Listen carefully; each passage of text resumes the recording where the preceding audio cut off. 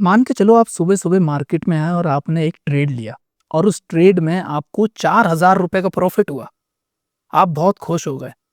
आपको कॉन्फिडेंस आ गया कि भाई साहब अब तो मैं कुछ कर सकता हूँ। तो उसके बाद क्या हुआ? प्रॉफिट कमाने के बाद आपने एक दूसरा ट्रेड लिया और उस ट्रेड में भी आपको प्रॉफिट हो गया। लेकिन फिर आप यहीं नहीं रुके। उसके बाद आपको एक सेटअप और मिला जिस पे आपने एक ट्रेड और लिया। फिर हो गया आपका लॉस। और जैसे ही आपका लॉस हुआ, आप दूसरी ट्रेड में चले गए उस लॉस को रिकवर करने के लिए और फिर हो गया आपका बड़ा लॉस। जिसमें ये 4,000 रुपए का जो प्रॉफिट था ना, वो तो चला ही गया और प्लस अपनी कैपिटल का भी 2-3 हज़ार रुपए आप लॉस कर बैठे। अब सोच के देखिए, यही होता है आपके साथ रोज के नहीं होता है। प्रॉफिट सबको बनाना आता है, सारे लोग प्रॉफिट बना लेते हैं, लेकिन मेन चीज है प्रॉफिट को रोक के रखना। और वो कैसे रोकेंगे, वो मैं बताऊंगा आपको आज की इस वीडियो में। देखो, ओवर ट्रेडिंग का एक कारण ये भी है कि यूट्यूब पे हमको तरह तरह की स्ट्रेटेजीज, तरह तरह के सेटअप्स बताए जाते हैं और हमारी आदत होती है हर वीडियो को देखने की, हर वीडियो से कुछ ना कुछ सीखने की, जो कि कोई बुरी बात नहीं है, सारी अच्छी बात है। लेकिन क्या है कि जब आप इतनी सारी स्ट्रेटेजीज, इतने सारे पैटर्न्स को रिकॉग्नाइज करना सीख जाते हो, तो जब आप ट्रेडिंग करने बैठते हो तो आपको कोई ना कोई सेटअप बनता हुआ दिखाई देगा, कोई ना कोई ट्रेडिंग पैटर्न बनता हुआ दिखाई देगा और आप ट्रेड कर बैठेंगे। तो सबसे बड़ा कारण आपका लूजिंग का पैटर्न्स नहीं है। आप इसलिए ओवर ट्रेडिंग कर रहे हो, इसलिए लॉस इतना ज़्यादा कर रहे हो क्योंकि आप कोई भी रैंडम सेटअप पे ट्रेड करना स्टार्ट कर देते हो। कभी-कभी तो मैंने ये भी देखा है कि लोग दिन भर खाली बैठ ही नहीं सकते। ऐसा हुआ ही नहीं है कि आज के दिन उन्होंने कोई ट्रेड ही ना करी हो। उनको कोई ना कोई सेटअप चाहिए, कोई ना कोई डेली एक ट्रेड चाहिए, जिसकी वजह से ओवर ट्रेडिंग और लॉस उनका हो जाता है। तो आज के इस वीडियो में मैं आपको सिर्फ और सिर्फ 3 ऐसी कैंडल्स बताऊंगा, जिसको अगर आपने समझ लिया और उसका इम्प्लीमेंटेशन करना अगर आप सीख गए, तो ये समझ लीजिए आपकी 90% ओवर ट्रेडिंग कम हो जाएगी। क्योंकि ये कोई नॉर्मल कैंडल्स नहीं है, इनको कहते हैं डिसीजन मेकिंग कैंडल्स। ये ऐसी कैंडल्स होती हैं जो जब मार्केट में बनती हैं तो एक डिसीजन लिया जाता है। डिसीजन किसके लिया जाता है? जो बिग ट्रेडर्स हैं, जो इंस्टीट्यूशंस हैं, वो यहाँ पे प्ले करते हैं। रिटेल ट्रेडर्स की कोई औकात नहीं है। रिटेल ट्रेडर्स आपके जैसे, हमारे जैसे, जिनके पास 1 लाख, 10 लाख, 1 करोड़, 10 करोड़ रुपए हैं, इनकी कोई औकात ही नहीं है मार्केट में। मार्केट मूव करता है इंस्टीट्यूशंस की वजह से। एफआईस, डीआईस, म्यूचुअल फंड हाउसेस, ये सारे लोग मार्केट को मूव करते हैं।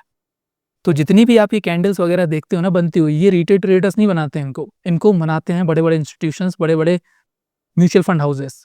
तो मैं आपसे यही कहूंगा कि इस वीडियो को आप एंड तक जरूर देख लो।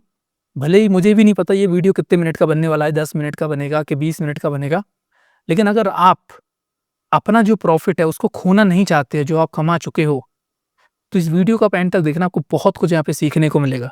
और मुझे पता है कि आप एक सक्सेसफुल ट्रेडर बनना चाहते हैं, तो प्लीज़ 10 मिनट तो आप निकाल ही सकते हैं। और अगर अभी आपके पास टाइम नहीं है तो इसको सेव कर लें, चैनल को सब्सक्राइब कर दें, बाद में देखें, लेकिन देखना ज़रूर इस वीडियो को आप एंड तक।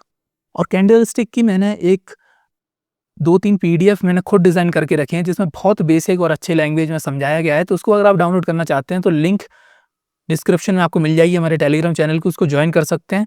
वहाँ पे आपको बहुत सारी पीडीएफ्स मिल जाएंगी और बहुत सारे फ्री कोर्सेस मिल जाएंगे आपको।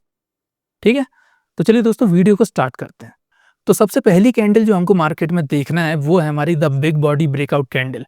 ये कुछ इस तरीके की होती है, जिसकी बॉडी बहुत बड़ी होती है और उसमें विक बहुत छोटी छोटी सी होंगी। इसका मतलब क्या है कि इसमें बहुत कम रिजेक्शन मिला है और पूरी ये डोमिनेंट हुई है। अगर ये ग्रीन कलर की होगी तो यहाँ पे बायर्स ने डोमिनेट किया है, अगर ये रेड कलर की होगी तो यहाँ पे सेलर्स ने डोमिनेट किया है। और ये बॉडी जो इतनी बड़ी आपको दिख रही है कैंडल की, ये दर्शाती है स्ट्रॉन्ग इंस्टीट्यूशंस प्रेजेंस को। मतलब कि कोई छोटे मोटे ट्रेडर ने या छोटे रिटेल ट्रेडर ने ये कैंडल नहीं बनाई है। जब इतनी बड़ी कैंडल्स जब बनती है मार्केट में, तो ये समझ लीजिए कि बहुत बड़े कोई स्ट्रॉन्ग इंस्टीट्यूशंस, कोई बड़ी बैंक या कोई बड़ी बिग डील हुई है मार्केट में। और अगर ये कैंडल आपको की एरियाज में अगर देखने को मिल जाए, की एरियाज कौन से होते हैं? जैसे रेजिस्टेंस लेवल हो गया, सपोर्ट लेवल हो गया, कोई सी ट्रेंड लाइन अगर ब्रेक हो रही हो, कोई चैनल ब्रेक हो रहा हो, पता चला स्टॉक इस तरीके से जा रहा हो, यहाँ से एकदम से ब्रेकआउट मिला हो, तो इन तरह के की एरियाज में ये कैंडल सबसे ज्यादा महत्व रखती है। And they are known as the decision candle. ये डिसीजन क्यों कहलाती है? क्योंकि यहाँ पे आप देखेंगे जब ब्रेकआउट होगा तो यहाँ पे ऑलरेडी डिसीजन बन चुका है कि यहाँ पे बायर्स कंटिन्यू करेंगे इस ट्रेंड को। और ट्रेड हमको कब लेना है? हमेशा कन्फर्मेशन के बाद, जो कि होती है हमारी नेक्स्ट कैंडल, क्योंकि कोई ज़रूरी नहीं है कि ये बड़ी कैंडल बनी तो उसके ऊपर ही जाएगा ट्रेंड। इसको हम एक बहुत अच्छे एग्जाम्पल से समझते हैं। यहाँ पे आप देखिए, ये आपको एक चार्ट दिखाई दे रहा होगा। आप देखेंगे कि ये एक रेजिस्टेंस एरिया आपको दिख रहा होगा यहाँ पे, ये एक रेजिस्टेंस एरिया, और यहाँ पे आप देखेंगे कितनी बड़ी एक ब्रेकआउट कैंडल यहाँ पे हमको दिखी है। तो यूजुअली इस तरीके की कैंडल्स पे ज़्यादातर लोग ट्रेड करते हैं, और जो प्रोफेशनल ट्रेडर्स होते हैं वो इन्हीं तरीके के ब्रेकआउट का यूज़ करते हैं। अब खाली इस बड़ी कैंडल को देख के ट्रेड नहीं करना है। कन्फर्मेशन कैंडल आप देखेंगे ऊपर की बनी है, और स्टॉप लॉस हमेशा इस कैंडल का लो बनाया जाता है। और इसको एक चीज़ यहाँ पे मिसिंग है, वो है वॉल्यूम। हमको यहाँ पे वॉल्यूम भी देखना है। अगर वॉल्यूम सपोर्टेड ये ब्रेकआउट कैंडल बनती है तो ये 80 to 90% केसेस में ये रियल ब्रेकआउट माना जाता है। लेकिन आप ये देखेंगे कि मार्केट में आपको हर जगह ऐसी बड़ी बड़ी कैंडल्स देखने को मिल जाएंगी, लेकिन हर कैंडल पे हम ट्रेड नहीं लेना है। यहीं पे जो बिगनर्स है वही गलती कर जाते हैं और ओवर ट्रेडिंग में फंस जाते हैं, क्योंकि उनको लगता है ये बड़ी कैंडल बनी है मतलब कि बायर्स यहाँ पे स्ट्रांग हो गए हैं। फिर आप देखेंगे नेक्स्ट कैंडल रेड बन गई। तो हमेशा जितना भी ब्रेकआउट है वो हमको की एरियाज में देखना है। जैसा कि आप यहाँ पे देख सकते हैं कि ये एक रेजिस्टेंस एरिया है और यहाँ पे ब्रेकआउट हुआ है। तो आप देखेंगे कि नेक्स्ट कैंडल रेड बनी और ट्रेंड यहाँ से नीचे चला गया, मतलब कि ये ब्रेकआउट यहाँ पे सस्टेन ही नहीं हो पाया। उसका रीज़न एक ये भी हो सकता है कि नीचे क्या पता वॉल्यूम का सपोर्ट ना हो, और दूसरा हमको कंफर्मेशन कैंडल नहीं मिली ऊपर की।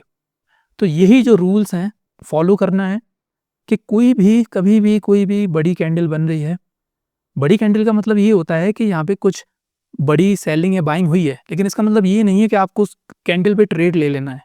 सिर्फ यही एक रूल अगर आप फॉलो कर लेंगे तो 50% ओवर ट्रेडिंग आपकी कम हो जाएगी। इसके बाद जो हमारी नंबर 2 की कैंडल है, जिसको हम कहते हैं लॉन्ग विक रिजेक्शन कैंडल, ये कुछ इस तरीके की आपको देखने को मिलेगी, जिसकी विक बहुत बड़ी होगी और बॉडी बहुत छोटी होगी। और ये बॉडी कोई से भी कलर की हो सकती है, रेड कलर की भी हो सकती है, ग्रीन कलर की भी हो सकती है। Colour doesn't matter. In type की कैंडल्स में कलर कोई मैटर नहीं करता है। मैटर क्या करता है कि कोई की एरिया में या तो कोई ब्रेकआउट हुआ होगा रेजिस्टेंस पे, या फिर सपोर्ट पे कोई ब्रेकआउट हुआ होगा। तो ये बड़ी जो कैंडल दर्शाती है कि यहाँ पे मार्केट ने इस प्राइस को, इस ब्रेकआउट को रिजेक्ट कर दिया है, तभी ये कैंडल बनी है। इस कैंडल के पीछे की साइकोलॉजी थोड़ी समझें। आपको पता है, जैसे कि मैंने पिछली वीडियो में समझाया था कि ये एक ओपन होता है कैंडल का, ये एक क्लोज होता है, ये लो है और ये हाई है। अब ये रेड कैंडल है इसलिए इसका ओपन ऊपर है, क्लोज नीचे है। ग्रीन होता तो ओपन यहाँ नीचे होता, क्लोज यहाँ होता। आई होप इतना आपको समझ में आता होगा बेसिक ऑफ कैंडलस्टिक। अगर नहीं समझ में आता है तो मेरी ये वाली वीडियो आप देख सकते हैं, जिसमें बहुत अच्छे से कैंडल की साइकोलॉजी समझाई गई है।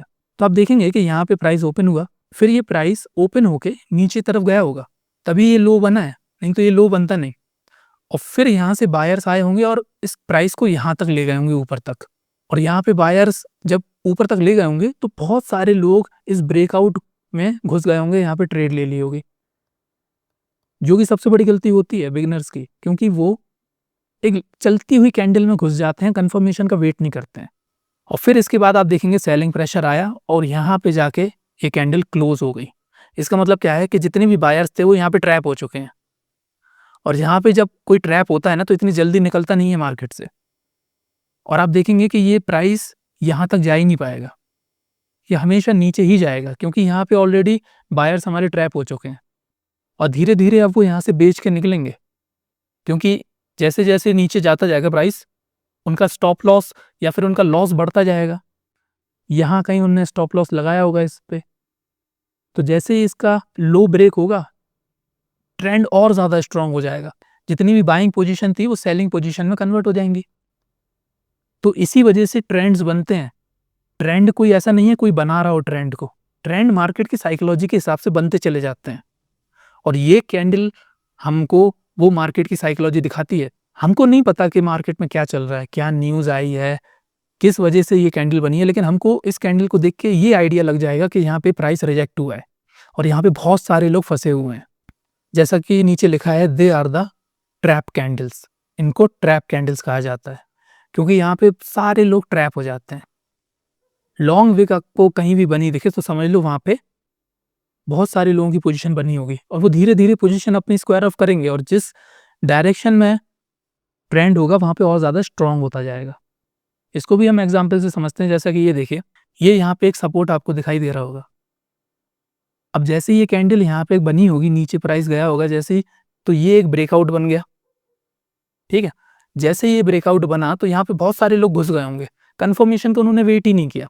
जबकि सही तरीका क्या कहता है कि ये अगर एक ब्रेकआउट कैंडल बनती और फिर इसका हाई इसका लो अगर ब्रेक होता तब हम एंटर करते और इसका जो हाई होता उसमें हम स्टॉप लॉस बनाते। लेकिन आप देखेंगे कि जो जल्दबाजी में घुसे होंगे ना, और 90 to 80% लोग जल्दबाजी में घुस जाते हैं क्योंकि उन्हें लगता है कि ब्रेकआउट हो गया, अब मौका नहीं मिलेगा, अब क्या पता ट्रेंड बहुत ज़्यादा नीचे चला जाए।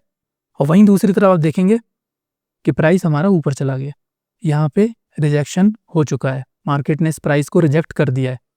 तो आप सोचो अगर आपको ये कंसेप्ट पता होता कि इस टाइप का रिजेक्शन भी मार्केट में होता है, तो क्या आप ट्रेड लेते इस रनिंग कैंडल में?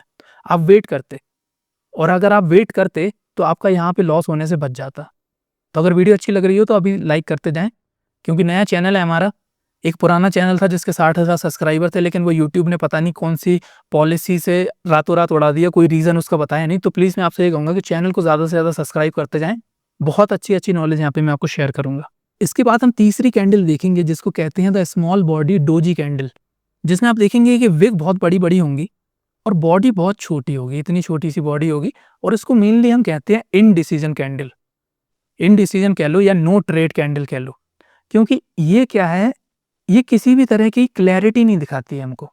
ये कैंडल बनती ही तब है जब मार्केट में कोई क्लैरिटी नहीं है, किसी के पास पावर नहीं है, किसी के पास डोमिनेंस नहीं है। आप बस इतना सा समझो। और इसके कलर पे नहीं जाओ, कोई सी भी कलर की हो सकती है, रेड भी हो सकती है, ग्रीन भी हो सकती है, कलर डजेंट मैटर हियर। अगर आपको नहीं पता कि डोजी कैंडल की साइकोलॉजी क्या होती है तो उसको मैं 2 सेकंड में बस आपको समझाने की कोशिश करूंगा। जैसे ये कैंडल का एग्जांपल है, यहाँ पे ये ओपन है और सेम प्राइस ही ये क्लोज का ही दिख रहा है आपको, कोई ज़्यादा डिफरेंस नहीं है। तो आप देखेंगे कि पहले सेलर्स आए, मार्केट को नीचे लेके चले गए, ये लो बनाया, फिर यहाँ पे बायर्स आए, ऊपर लेके चले गए, यहाँ पे हाई बनाया, और यहाँ पे ये प्राइस फिर सेलर्स आए, सेलिंग प्रेशर से यहाँ पे क्लोज कर दिया। तो ये दर्शाता है कि यहाँ पे कि बायर्स इक्वल्स टू सेलर्स, मतलब जितनी दम बायर्स में है उतनी सेलर्स में, किसी के पास मेजॉरिटी नहीं है। तो इन टाइप की कैंडल्स में हमको क्या करना है, कंफर्मेशन का वेट करना है। कभी भी सिंगल कैंडल में आप ये एक रूल समझ लो, कभी भी सिंगल रनिंग कैंडल में हमको ट्रेड लेना ही नहीं है, क्योंकि सिंगल कैंडल कभी भी डिसीजन नहीं देती।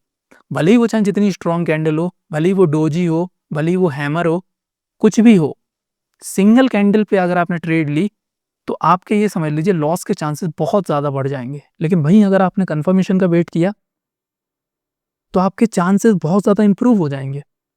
80 to 90% केसेस में आप सक्सेस आपको मिलने लगेगी। तो अब आप कहोगे कि हमने तीनों कैंडल तो समझ ली, लेकिन अब इसको यूज़ कैसे करना है, प्रैक्टिकल तरीके से इसको यूज़ करके आप बताइए हमें कैसे होता है। तो मैं खाली 3 स्टेप में आपको बताऊंगा। पहला स्टेप क्या है कि आपको लेवल्स मार्क कर लेना है चार्ट में। कोई सा भी चार्ट आप देख रहे हो, इंडेक्स का देख रहे हो, निफ्टी, बैंक निफ्टी, या किसी स्टॉक का देख रहे हो, या क्रिप्टो का देख रहे हो, कैंडल स्टिक की सबसे मेन बात क्या होती है कि वो हर मार्केट में यूज़ होती है। और एक बात आपको पता ही नहीं होगी कि कैंडल स्टिक स्टॉक मार्केट के लिए बनाई ही नहीं गई थी। जो कैंडल स्टिक है वो स्टॉक मार्केट के लिए इन्वेंट ही नहीं करी गई थी। ये एक जापानीज मॉडल था। कोई वहाँ पे एक जापानीज ट्रेडर थे, तो वो क्या करते थे, राइस मार्केट थी, इतना तो मुझे याद है कि राइस की मार्केट थी, तो डेली क्या राइस के प्राइस चेंज होते रहते थे, कभी ज़्यादा कभी कम। तो उनको वो क्या करते थे, कैंडल के माध्यम से एक चार्ट पे दर्शाते थे खुद अपना पर्सनल। और वहाँ के बहुत रिच ट्रेडर थे वो, क्योंकि उन्होंने कैंडल्स की साइकोलॉजी को समझा, उसको इन्वेंट किया। तो बाद में ये सारी चीज़ें स्टॉक मार्केट में यूज़ होने लगी। तो भले ही आप क्रिप्टो करते हो, भले ही आप फॉरेक्स करते हो, कुछ भी करते हो, कैंडल स्टिक आपको हमेशा साथ देगी और बहुत अच्छे से आपको एक प्रॉफिटेबल ट्रेडर बनने में हेल्प करेगी। तो सबसे पहला स्टेप क्या है, हमको इंपॉर्टेंट लेवल्स को मार्क कर लेना है, जो कि होता है हमारा या तो सपोर्ट होगा या रेजिस्टेंस होगा, या तो आपका प्राइस कोई एक रेंज बना रहा होगा। तो इन सारी चीज़ों को आपको मार्क करना है। फिर स्टेप 2 क्या है, वेट फॉर द कैंडल। जो हमारी तीनों कैंडल है वो आपको एक सिग्नल देगी। अगर एक ऐसी बड़ी सी कैंडल अगर आपको दिखती है, जो कि हमारी मोस्टली ब्रेकआउट कैंडल होती है, तो उसका मतलब होता है कि यहाँ से मोमेंटम कंटिन्यू हो सकता है। और उसमें एक चीज़ और देखना है हमको, वो है वॉल्यूम। अगर वॉल्यूम भी हाई है और ब्रेकआउट कैंडल भी स्ट्रांग है, तो ये समझ लो कि ट्रेंड यहाँ से पॉसिबली आगे बढ़ सकता है। 100% चांस यहाँ भी नहीं है, लेकिन रैंडम ट्रेड लेने से इसमें ज़्यादा आपको एक्यूरेसी मिलेगी। 100% चांस किसी भी चीज़ के नहीं है। अगर होते 100% चांस, तो ये समझ लो कि डेली स्टॉक मार्केट से करोड़पति और लखपति बन रहे होते, लेकिन ऐसा है नहीं है। स्टॉक मार्केट बहुत अनप्रेडिक्टेबल है, यहाँ कोई भी कभी भी कुछ भी हो सकता है।